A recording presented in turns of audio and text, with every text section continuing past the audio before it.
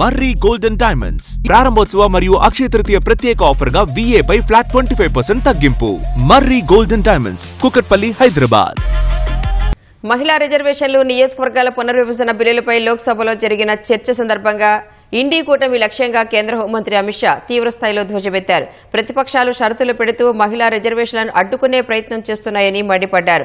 లోక్సభలో ప్రతిపాదించిన 3 కీలక బిల్లులపై కేంద్ర హోంమంత్రి అమిత్ షా స్పష్టతనిచ్చారు. ప్రతిపక్ష కాంగ్రెస్, దాని మిత్రపక్షాలు మహిళా కోటా చట్టం అమలును కాకుండా అసలు మహిళా రిజర్వేషన్లనే వ్యతిరేకిస్తున్నాయని ఆయన ఆరోపించారు.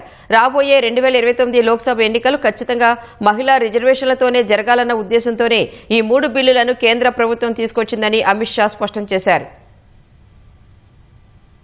इंडी अलायंस के सभी सदस्यों ने अगर मगर किंतु परंतु इसका उपयोग कर स्पष्ट रूप से महिला आरक्षण का विरोध किया है. कई जगह पे ऐसा दिखाई पड़ा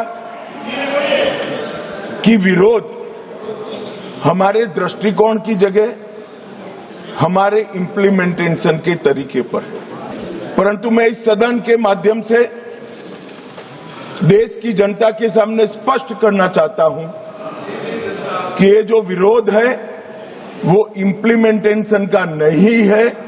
ये विरोध केवल और केवल महिला आरक्षण का ही विरोध किया. ये 3 बिलों में इसका उद्देश्य मैं स्पष्ट करना चाहता हूं. पहला उद्देश्य है सरकार का और हमारे नेता नरेंद्र मोदी जी का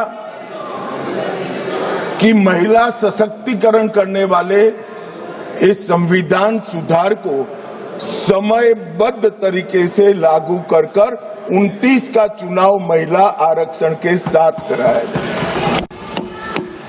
इसका दूसरा उद्देश्य है एक व्यक्ति, एक वोट और एक मूल्य. ये सिद्धांत हमारे लोकतंत्र की नींव में जो हमारी संविधान सभा ने तय किया था, वो सिद्धांत के स्पिरिट को यहां पर लागू किया. డీలిమిటేషన్ ప్రక్రియను ఎవరైతే వ్యతిరేకిస్తున్నారో వారు పరోక్షంగా ఎస్సీ, ఎస్టీ వర్గాల సీట్ల పెంపును అడ్డుకున్నట్లేనని అమిత్ షా విమర్శించారు. డీలిమిటేషన్ ద్వారా మాత్రమే దేశవ్యాప్తంగా ప్రతి నియోజకవర్గంలో ఓటర్ల సంఖ్యలో సమానత్వం, హేతుబద్దీకరణ సాధ్యమవుతుందని అమిత్ షా వివరించారు. కాంగ్రెస్ పార్టీ తాను అధికారంలో ఉన్నప్పుడు డీలిమిటేషన్ ప్రక్రియను పక్కనబెట్టి ప్రజలకు తీవ్ర అన్యాయం చేసిందని మండిపడ్డారు. ఇప్పుడు ప్రతిపక్షంలో ఉండి కూడా అదే పంథాను కొనసాగిస్తోందని ఆయన దుయ్యబట్టారు. మతం ఆధారంగా రిజర్వేషన్లు ఇవ్వడం అంటే రాజ్యాంగాన్ని ఉల్లంఘించినట్లే అని వివరించారు. एक व्यक्ति, एक वोट और एक मूल्य. ये सिद्धांत हमारे लोकतंत्र की नींव में जो हमारी संविधान सभा ने तय किया था, वो सिद्धांत के स्पिरिट को यहां पर लागू किया. ये पूरे सदन में 543 सदस्य बैठते हैं. किसी की सीट में वोटर्स की संख्या 39 लाख है, किसी की 60,000 और ढेर सारी सीटें ऐसी हैं जो 70 के दशक में फ्रीज हो गए. तब से लेकर आज तक इतनी बड़ी हो गई है कि सांसद अपने मतदाता को अपना मुंह भी नहीं दिखा सकता.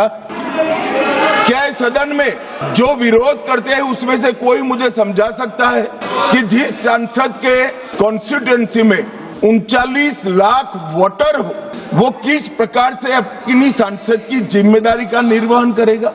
और इसी विषय को दृष्टिगत रखते हुए हमारे संविधान में समय समय पर परिसीमन का प्रावधान किया गया है. यहां पर कुछ सदस्यों ने दूसरी भ्रांति फैलाई कि मुस्लिम महिलाओं को भी आरक्षण मिले.